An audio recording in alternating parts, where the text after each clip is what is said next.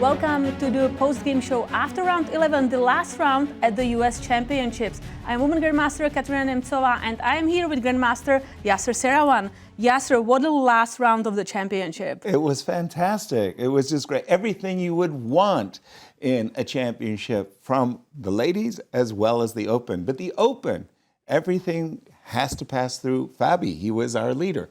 How did he do? Absolutely. He had black pieces against Levon Aronian, and he wanted to win to clinch the championship title. But Levon made it difficult. He chose Rui Lopez, and it ended up in a draw. Let's take a look.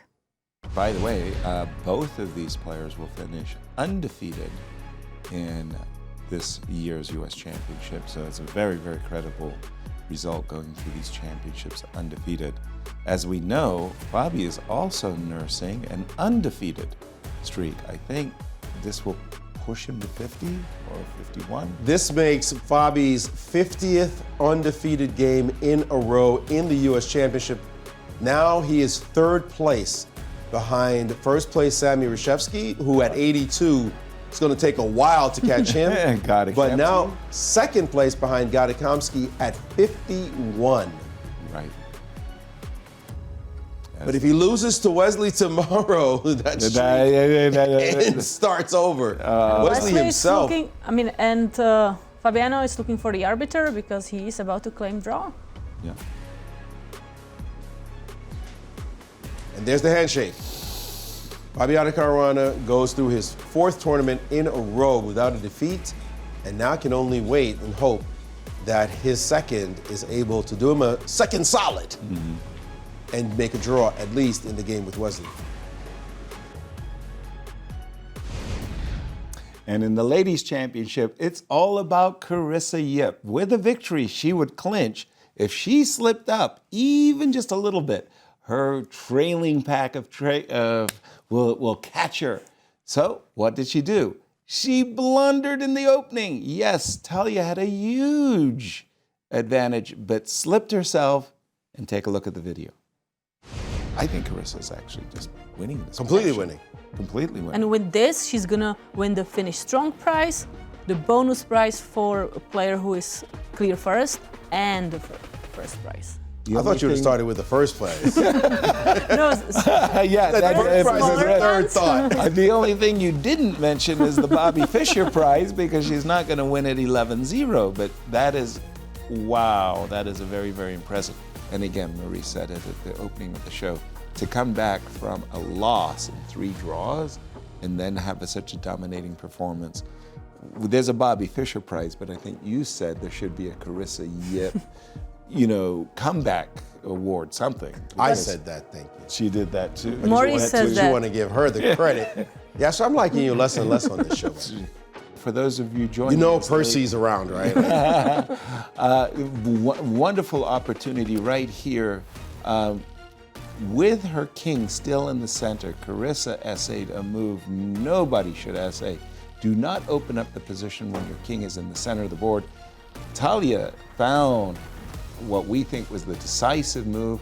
She followed it up wonderfully right up until this point, and this is where she failed with the move knight b5. Knight takes e5, queen takes e5, queen to d2, just repositioning the queen so you can bring the bishop onto the long diagonal.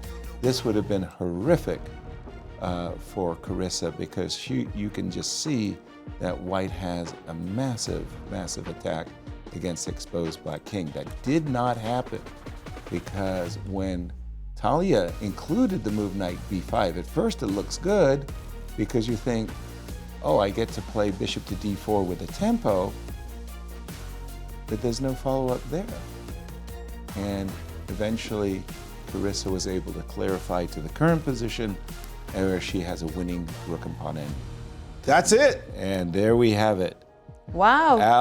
Wow, Carissa can't believe it. Well, fantastic. I mean, 3 in a row. She won 6.5 out of last 7 games of the tournament and became the 2025 U.S. Women's Champion. Kate, there was a chance. There was a chance that Wesley So could force a playoff tomorrow, but he needed to win. Yes, he needed to win, and he knew pretty early on, after Fabi made a draw with Levon Aronian, that he has to play for a win. And Grigory Oparin chose Sveshnikov, made an inaccuracy in the opening, and Wesley was ready to push to try to nurture that advantage, but he was not able to turn it into a full point. Let's take a look. Instead, Wesley, after bishop takes d5, tried to get what he had before with knight to b5, but then suddenly bishop takes, and this double trade changed the whole position. Let's get the queen out of the way with check. King now h1, and now let's get the bishop back to e7. And now at least there's something to get counterplay. Suddenly you see two pawn weaknesses, in fact, in White's position. It's not one of those, we're just gonna attack you, one-way traffic. No, we have counterplay too. You win this, we win this. We're all happy. This position is dead even, according to the engine, even after this light square domination that's about to pop up. There's nothing to discuss anymore. There's a perpetual check instantly, and there it is. And it's a draw between Wesley So and Grigory Oparin. Our congratulations, Fabiano has done it again. These were just wonderful championship tournaments. And in the ladies, the final standings, Kate. Carissa Yip, 8 points, $45,000. Anna Sargsyan, the newcomer to this event, first time playing US Championship and scoring clear second, just incredible achievement. And Irina Krush, third this time. But we see Alice Lee tied for the fourth place. We see Megan Paragua, only 12-year-old, scoring 3 points. A lot of players playing excellent chess. Absolutely. And in the Open, is Fabiano Caruana clear first? Congratulations with 8 points, $67,000. Wesley So clear second, only half a point behind him, and Levon Aronian clear third.